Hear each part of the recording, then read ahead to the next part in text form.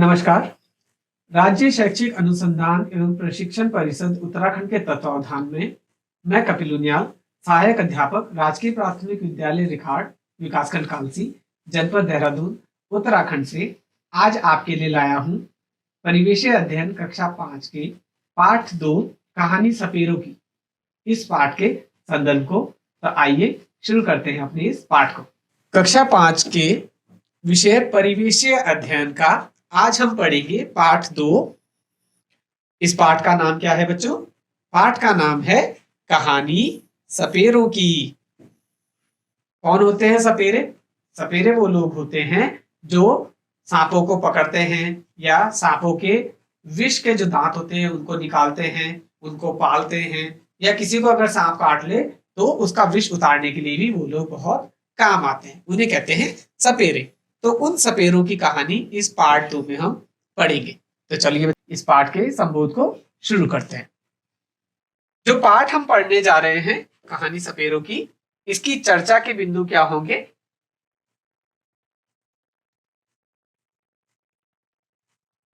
कालबेलिया लोगों के विषय में समझ। इस पाठ से हमारी समझ बनेगी कालबेलिया लोगों के विषय में। दूसरा चर्चा का बिंदु होगा सपेरों के जीवन के विषय में समझ। सपेरों का जो आम जीवन है, जो दिनचर्या है, उसके बारे में समझ बनाना। सांप के काटने, दवा, विष आदि की जानकारी। जब सांप काटता है तो कौन सी दवा लगाते हैं, कैसे उससे बचते हैं, और सांप के जहर या विष के बारे में कुछ जानकारी। भारतीय सांपों के विषय में जानकारी। साथ में हम सीखेंगे कि भारतीय सांपों में कौन से विष वाले सांप हैं या क्या कौन से विष रहित। सांपों और अन्य जानवरों की हमारे जीवन में आवश्यकता। सांपों के साथ साथ और कौन कौन से जानवर हैं जिनका हमारे जीवन में बड़ा उपयोग है या महत्व है, उसके बारे में हम जानेंगे। नेक्स्ट, जीव जंतुओं के प्रति संवेदनशीलता। चाहे वो सांप हो या कोई और जानवर हो, सभी जीव जंतुओं के प्रति हम जानेंगे संवेदनशीलता को। तो बच्चों अब आगे बढ़ते हैं और देखते हैं हमारे संदर्भ को। मैं हूं आर्यनाथ। अब हमें एक बच्चा कहानी सुना रहा है जिसका नाम क्या है? आर्यनाथ। चलो सुनते हैं क्या बोल रहा है आर्यनाथ। तुम्हें जानकर हैरानी होगी कि मैं ऐसा कुछ कर सकता हूं जो तुम में से शायद ही कोई कर सकता हो।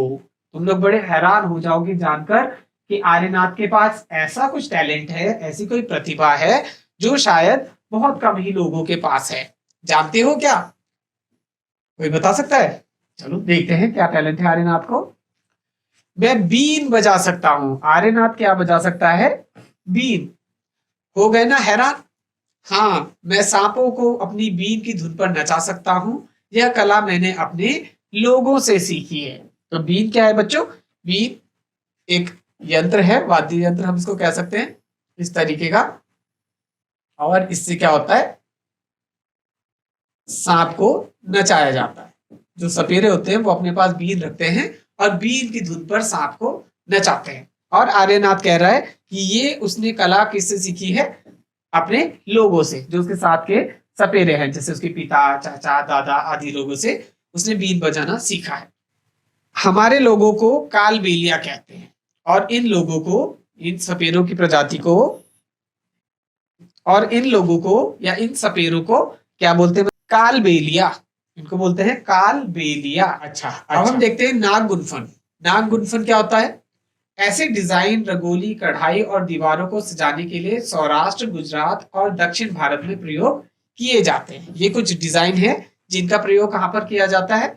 सौराष्ट्र में, गुजरात में है ये, और दक्षिण भारत में। और क्या है ये नागगुनफन? ये डिजाइन है, ये रंगोली है, कहीं पर इसको अल्पना भी बोलते हैं, और कढ़ाई है, या दीवारों पे सजावट के लिए इसको इस्तेमाल किया जाता है। चलो देखते हैं इसको। ये है नागगुनफन। इस तरह का डिजाइन देखो कैसे अंदर अंदर एक सांप का पैटर्न इसके साथ चल रहा है, और इसको सजावट के लिए इस्तेमाल किया जाता है। ठीक, ये है नागगुनफन। आगे बढ़ते हैं बच्चों। अब हम आर्यनाथ के दादा की कहानी सुनते हैं। आर्यनाथ कह रहा है मेरे दादा रोशननाथ, उनका नाम था रोशननाथ जी, हमारी जाति में बहुत मशहूर थे, सपेरों में ये बहुत मशहूर थे। वे बहुत आसानी से खतरनाक और जहरीले सांपों को पकड़ लेते थे। वो बड़ी आसानी से खतरनाक सांपों को और जहर वाले विषैले सांपों को पकड़ लेते थे। वे मुझे कई बार अपने बीते दिनों के किस्से अभी भी सुनाते हैं, और इसके दादाजी इसको उनके टाइम के जो किस्से हैं, उनके समय के जो किस्से हैं, वो अभी भी सुनाते हैं। आओ तुम भी सुनो उनकी कहानी, उन्हीं की जुबानी। अब आर्यनाथ के दादाजी कहानी सुना रहे हैं, आइए सुनते हैं उनकी कहानी, उन्हीं की जुबानी। मेरे दादा परदादा सभी सपेरे थे। वो कह रहे हैं हम क्या थे, उनके जो दादा परदादा थे वो सभी सपेरे थे। हमारी जिंदगी सांपों से ही जुड़ी थी, और जो उनकी जिंदगी थी वो सब क्या थी, सांपों से जुड़ी थी। कंधे पर कांवड़ जैसी पिटारी लटकाए हम एक गांव से दूसरे गांव घूमते। और ये लोग क्या करते थे, अपने कंधे पर एक पिटारी लटकाई, जैसे कांवड़ लेकर चलते हैं ना, आप लोगों ने देखे होंगे कांवड़ यात्रा में लोग लेकर जाते हैं, वैसे ही कांवड़ जैसी एक पिटारी अपने कंधे पर लटकाकर कहाँ कहाँ जाते थे, एक गांव में, फिर वहां से दूसरे गांव में। हम जहां भी जाते हैं हमें देखकर लोगों की भीड़ इकट्ठी हो जाती, और लोग देखते कि अरे सपेरे आ रखे हैं, और बहुत सारे लोग इनके आसपास इकट्ठे हो जाते थे। फिर हम पिटारी में रखी बांस की टोकरी में से निकालते अपने प्यारे सांप। देखो सांपों को क्या बोल रहा है, हमारे प्यारे सांप, क्योंकि उनसे उनका जीवन जुड़ा हुआ है। तो ये अपनी पिटारी में से फिर क्या निकालते थे, इस तरह की पिटारी, इसमें देखो दो पिटारियां हैं यहाँ पर चित्र में।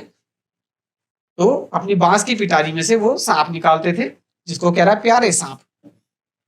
नाच देख लेने के बाद भी लोग वहीं रुके रहते, और जब वो बीन बजाकर सांप को नचा लेते, उसके बाद भी लोग क्या कर रहे हैं, लोग वहां से जाते नहीं थे और वहीं रुके रहते थे। क्यों रुके रहते थे, क्योंकि उन्हें पता होता था कि हमारे टिन के डिब्बे में उनके कई रोगों की दवा होगी। लोगों को पता रहता था कि उनके पास जो टिन के डिब्बे हैं उसमें उनके लिए कई रोगों की दवा होगी। तो ये सपेरे सिर्फ सांप लेकर नहीं घूमते थे, बल्कि अलग अलग बीमारियों के लिए अलग अलग दवाएं, जड़ी बूटियां भी अपने पास रखते थे। और ये बता रहे जड़ी बूटियां कहाँ से आती थी, ये सभी जड़ी बूटियां हम जंगल से इकट्ठी करते। और ये कहाँ से इकट्ठे करते थे इनको, जंगल से। मैंने भी यह सब अपने दादाजी से सीखा, और फिर अपने दादाजी से आर्यनाथ ने भी ये सब चीजें सीख ली। मुझे अच्छा लगता है कि जहां डॉक्टर नहीं है वहां भी मैं अपनी दवाइयों से लोगों की कुछ मदद कर पाता, और ये लोगों की वहां मदद कर पाते जहां अचानक से डॉक्टर ना आ सके, या दूर दराज का कोई क्षेत्र हो, कोई पर्वतीय क्षेत्र हो, कोई बहुत दुर्गम क्षेत्र हो जहां पर एकदम से डॉक्टर ना मिल सके, वहां ये क्या करते हैं, फिर उनको दवा देके उनकी जिंदगी बचाता है। दवाइयों के बदले लोग हमें कभी अनाज दे देते, तो कभी पैसे, और फिर जो ये दवाई देते थे उसका भुगतान करने के लिए तो लोग क्या करते थे, कभी उन्हें अनाज अनाज दे देते थे और कभी पैसे दे देते थे। बस इसी तरह गुजर बसर हो जाती। गुजर बसर हो जाना मतलब उनकी जिंदगी चल रही थी, इसी तरह से उनकी जिंदगी चलती है। कई बार मुझे ऐसे घरों में भी बुलाया जाता जहां किसी को सांप ने काटा हो, तब मैं सांप के डंक के निशान से यह जानने की कोशिश करता कि किस सांप ने काटा है। और कहीं पे क्या होता था कि अरे सांप ने काट लिया है तो सपेरे को बुलाओ, ये भी वहां पर जाता है और चेक करता है कि भाई किस सांप ने उसे काटा है, ताकि उस सांप का जहर उतारने की दवाई उसको दी जा सके। उसे मैं सांप के काटने की दवा देता, पर मैं हमेशा समय पर नहीं पहुंच पाया हूं। तो फिर जिसको भी सांप ने काटा होता उसे ये दवाई देता और ठीक कर देता। लेकिन कभी कभी ऐसा होता है कि सांप का जहर बहुत तेजी से फैल गया और ये समय पर ना पहुंच पाया, जिसके कारण जिसको सांप ने काटा है उसकी मृत्यु हो गई। इस तरह के अनुभव कुछ ये बता रहा है। जानते हो ना, कुछ सांप ऐसे भी होते हैं जिनके काटते ही जान चली जाती है। कुछ सांप क्या होते हैं, बहुत जहरीले होते हैं, जिनके काटते ही जान चली जाती है, इसलिए हमें उनसे बचने की कोशिश करनी चाहिए। पर ज्यादातर सांप जहरीले नहीं होते, लेकिन हमें यह भी नहीं मानना चाहिए कि सभी सांप जहरीले हैं या सब में जहर, ऐसा नहीं होता है। बहुत कम सांप ऐसे होते हैं जिनमें जहर होता है, अधिकतर सांप बिना जहर के होते हैं। कभी कभी जब कोई किसान सांप सांप चिल्लाता हुआ भागा आता तो मैं भी उस सांप को पकड़ता। और कभी क्या होता है, कोई किसान खेत में काम कर रहा है और खेत में क्या दिख जाता है उसको, सांप, तो फिर चिल्लाता आता है कि देखो सांप है, इधर सांप है। तो ये भागा आता और उस सांप को पकड़ता। आखिरकार मैं बचपन से ही सांप पकड़ना जानता हूं। वे बहुत बढ़िया दिन थे। और क्योंकि ये सांप पकड़ना जानता है तो ये फटाफट जाके सांप को पकड़ लेता और कह रहा है कि वो दिन बहुत अच्छे थे, लोगों की हम बहुत मदद कर पाते थे, लोग भी हमारी बहुत इज्जत करते थे। और जब किसी को सांप ने काट लिया हो या कोई दवाई लेनी हो तो इस तरह की मदद ये लोगों की करते और लोग बदले में इनको खूब इज्जत करते हैं कि ये आवश्यकता में हमारे काम आते हैं सपेरे। आजकल की तरह नहीं था। आजकल क्या हो गया है, अब तो मनोरंजन के लिए ज्यादातर लोग टीवी देखते हैं। अब तो सबके पास टीवी है, फोन आ गए हैं, इंटरनेट है, कई तरह की चीजें हैं, तो लोग उसमें मनोरंजन करते हैं। सपेरों की तरफ कोई विशेष ध्यान नहीं दिया जाता। जब मैं बड़ा हुआ तो मेरे पिताजी ने मुझे सांप के डसने वाले दांत निकालने सिखाए। अब जो सांप के दांत होते हैं वो क्या करते हैं, सांप अपने दांतों से डसता है। जैसे सांप के मुंह में खोखले दांत होते हैं जिनसे वो जहर को अपने शिकार के शरीर में उतारता है। जहरीले सांप की जहर की नली बंद करना भी सिखाया। सांप के डसने वाले दांत निकालने सिखाए। जहरीले सांप की जहर की नली बंद करना भी सिखाया। अच्छा बच्चों बताओ, क्या तुमने कभी किसी को बीन बजाते देखा है? क्या तुमने देखा है कभी किसी को बीन बजाते हुए? जैसे शुरू में बात हुई थी बीन की, अगर देखा है तो कहाँ देखा है?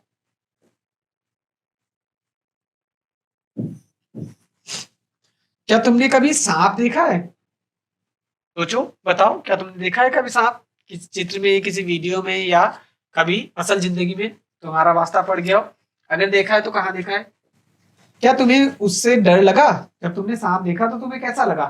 क्या डर लगा तुम्हें सांप को देखकर? अगर डर लगा तो क्यों क्यों डरे तुम सांप को देखकर, जरा बताओ। तुम्हें क्या लगता है सभी सांप जहरीले होते हैं? इस पर अभी हमारी बातचीत हुई है। क्या लगता है कि सभी सांपों में जहर होता होगा? पिछले पार्ट में पढ़ा कि सांप के बाहरी कान नहीं होते। सोचो क्या वह बीन की धुन सुन पाता होगा या फिर बीन के हिलने से ही वह नाचता होगा। पिछला पार्ट हमने पढ़ा था ना, कैसे पहचाना चींटी ने दोस्त को, या सुपर सेंसेस। तो उसमें यह बताया गया था कि सांप के बाहरी कान नहीं होते। चित्र में भी तुम देखोगे जैसे सभी जीव जंतुओं के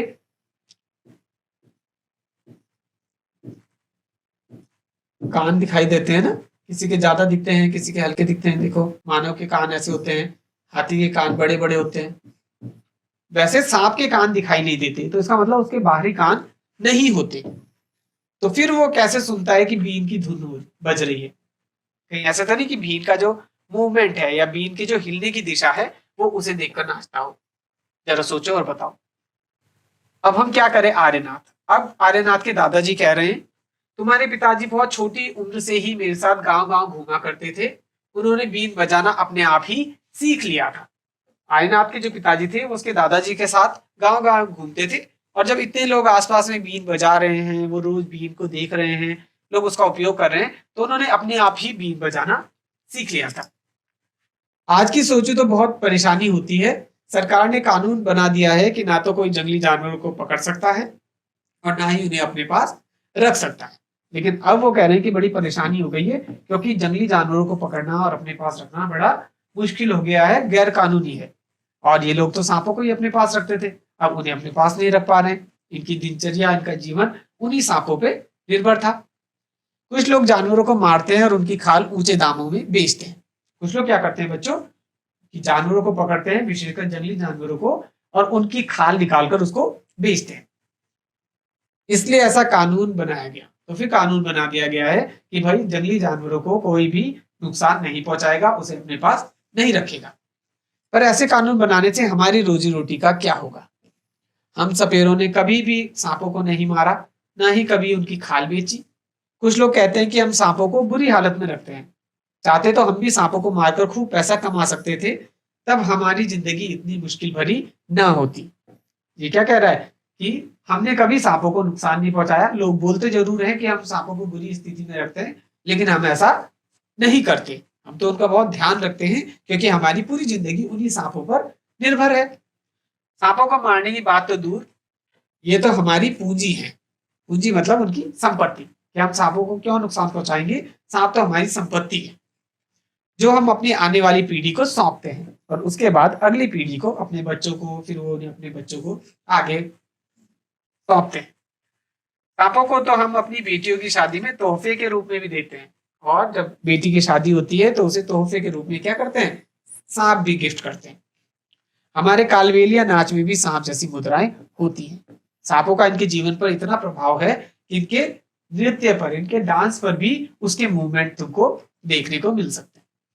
अब आर्यनाथ के दादाजी उसे क्या सुझाव दे रहे हैं या क्या सलाह दे रहे हैं? वे कह रहे हैं, आर्यनाथ, तुम्हें अपने लिए अलग तरह की जिंदगी सोचनी पड़ेगी। अब जैसे उन्होंने अपने समय का जीवन बिताया, उस समय सांपों को अपने साथ रख सकते थे, लेकिन अब वो कह रहे हैं कि सरकार ने इसको गैर कानूनी कर दिया है, तो अब तुम्हें अलग तरह की जिंदगी जीनी पड़ेगी। तुम भी अपने पिताजी की तरह बीन बजाने में माहिर हो। जैसे आर्यनाथ ने बताया था कि उसे भी बीन बजाना बहुत अच्छे से आता है, तो दादाजी कह रहे हैं कि तुम्हें वो कौशल है, तुम्हें वो गुण है, तुम अपने साथी के साथ मिलकर एक बीन पार्टी बनाना। तुम क्या बनाना? Been party. लोगों का मनोरंजन कर सकते हो। तो इस तरह से बीन पार्टी बनाकर तुम क्या कर सकते हो? लोगों को, जिन्होंने बीन को नहीं देखा है या कम देखा है, उनका तुम मनोरंजन कर सकते हो। पर तुम पीढ़ियों से मिले सांपों के इस ज्ञान को व्यर्थ ना गवाना।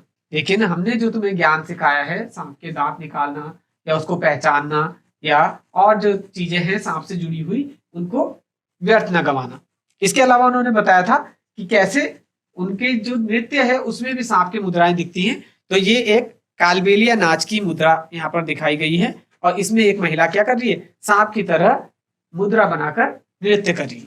ये आप देख सकते हैं, ऐसे झुककर नृत्य कर रही है। तो आगे उसके दादाजी कह रहे हैं, तुम शहरों और गांवों के बच्चों को बताना कि सांपों से ना तो डरने की जरूरत है और ना ही नफरत करने की। हमें भी एक बात सीखनी चाहिए बच्चों कि एक तो सांपों से हमें नफरत नहीं करनी चाहिए, वो भी हमारे जो इकोसिस्टम है उसका एक महत्वपूर्ण हिस्सा है, और उनसे नफरत भी नहीं करनी चाहिए। कुछ लोग बहुत चिढ़ते हैं सांपों को देखकर, लेकिन हमें उनसे चिढ़ना नहीं चाहिए। जैसे हमारे अंदर जीवन है, वैसे ही वो भी क्या है? जीव है। उन्हें सिखाना कि कैसे जहरीले सांपों को पहचानना है, हमें सीखना चाहिए।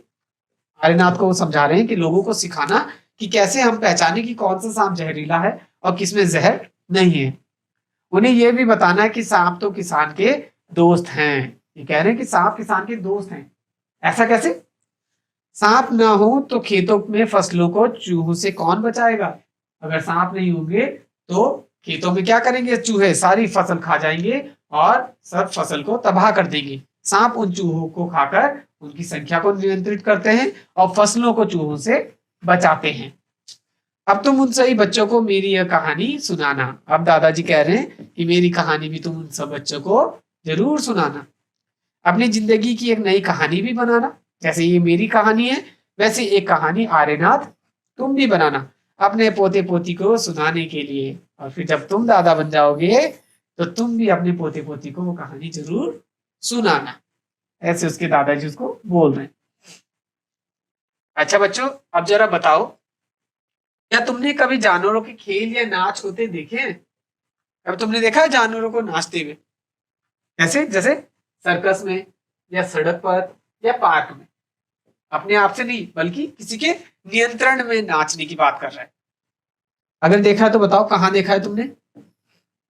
सोचो, क्या देखे तुमने कभी सर्कस, पार्क या सड़क में किसी को जानवर नचाते हुए? और अगर देखा है तो कौन से जानवर का खेल देखा है?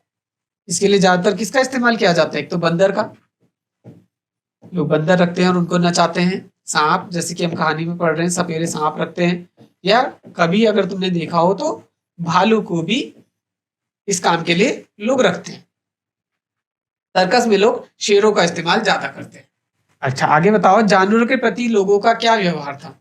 जिसके पास जानवर था वो उसको कैसे रख रहा था? प्यार से, या उस पर चाबुक चला रहा था, या उसको बार बार मार रहा पीट रहा था?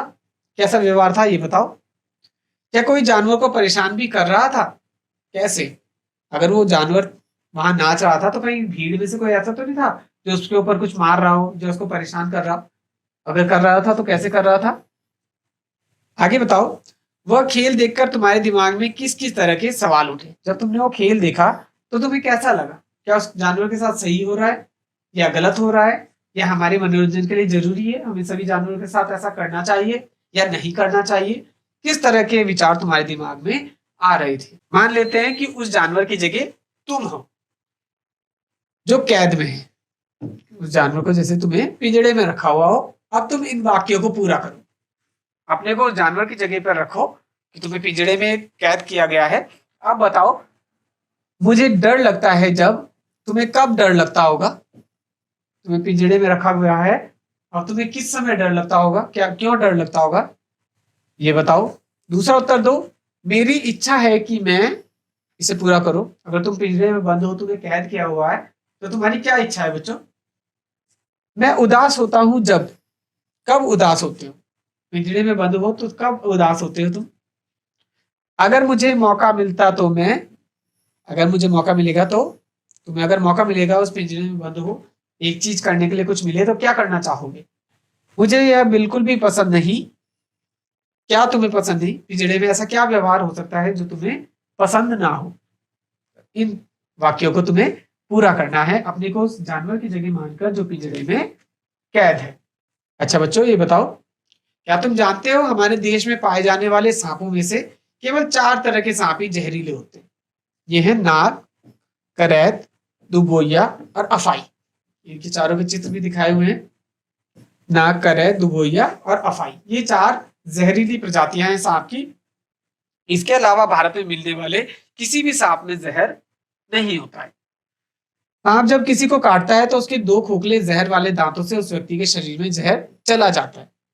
जैसे सही बात हुई कि सांप के 2 जहर दांत होते हैं, जिसमें क्या होता है, छेद, वो खोखले होते हैं अंदर से, उसके थ्रू वो जहर को अपने शिकार के शरीर में इंजेक्ट करता है।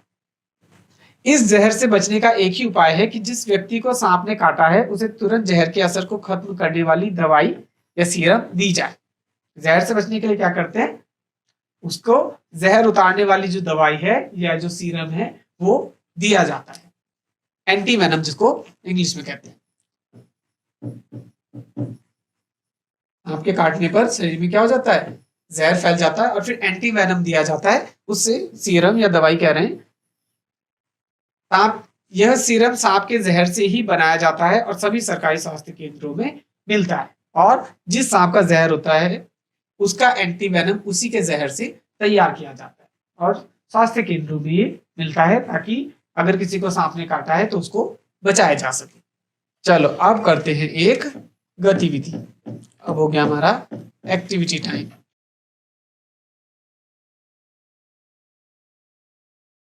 बनाओ एक अनोखी कठपुतली। कठपुतली बनाना सिखा रहा है, लेकिन कैसी? अनोखी। एक पुरानी जुराब लो, एक जुराब लो, कोई पुरानी।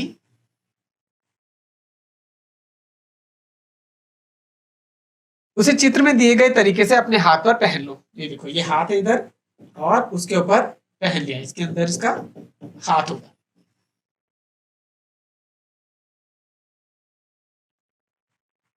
आंखों के लिए 2 बिंदी या बटन चिपकाओ। फिर आंखों के लिए क्या बनाओ, 2 बिंदी या बटन। इधर जो तुम्हें मिले, बटन मिल जाता है बटन का इस्तेमाल करो, बिंदी मिलती है तो उसका। जीभ बनाने के लिए लाल कागज की पट्टी काटकर चिपकाओ। एक लाल कागज की पट्टी लेकर उसको जीभ के लिए इस्तेमाल कर लो। पट्टी के दूसरे सिरे पर जीभ के लिए कट लगाओ और फिर जैसे तुम्हारे पास ऐसे सीधी पट्टी होगी तो इधर कट लगा दो, ताकि वो इस तरह की बन जाए, कुछ जीभ जैसी। आप बताओ, लग रहा है ना सांप? बन गया ना मोजा, थोड़ा सांप जैसा। हम क्या समझे? अब इस पाठ से हमने क्या समझा बच्चों? सरकार ने कानून बना दिया है कि ना तो कोई जंगली जानवरों को पकड़ सकता है और ना ही उन्हें अपने पास रख सकता है। तुम्हें क्या लगता है, क्या ये कानून सही है या नहीं? अब सरकार ने कहा है कोई भी अपने पास जंगली जानवरों को नहीं रखेगा, तो ये चीज सही हुई या गलत हुई? ये कानून कैसा है जरा सोचकर बताओ और अपने उत्तर का कारण बताओ और लिखो। और अगर तुम्हें लगता है कि ये सही है तो बताओ क्यों सही है, या अगर ये गलत है तो क्यों सही है, उसका कारण बताकर तुम्हें अपनी उत्तर पुस्तिका में उसको लिखना भी। ठीक है बच्चों? तो बच्चों, इस पाठ से हमने क्या सीखा? हमने कालबेलिया लोगों के विषय में समझ बनाई, सपेरों के जीवन के विषय में समझा, सांप के काटने, उसकी दवा, विष आदि की जानकारी ली, भारतीय सांपों के विषय में जानकारी ली, 4 तरह के जो विषैले सांप भारत में पाए जाते हैं उनके बारे में सीखा, सांपों और अन्य जानवरों की हमारे जीवन में आवश्यकता, कैसे सांप हमारे जीवन में आवश्यक है, जीव जंतुओं के प्रति संवेदनशीलता, उन्हें कैद ना करना या उनका अनुचित उपयोग ना करना, इसके बारे में हमने संवेदनशीलता प्राप्त की। तो ये था कक्षा 5 परिवेशीय अध्ययन का पाठ 3 कहानी सपेरों की। उम्मीद है आपको ये संबोध समझ में आया होगा। अब मिलते हैं किसी अन्य संबोध के साथ। धन्यवाद।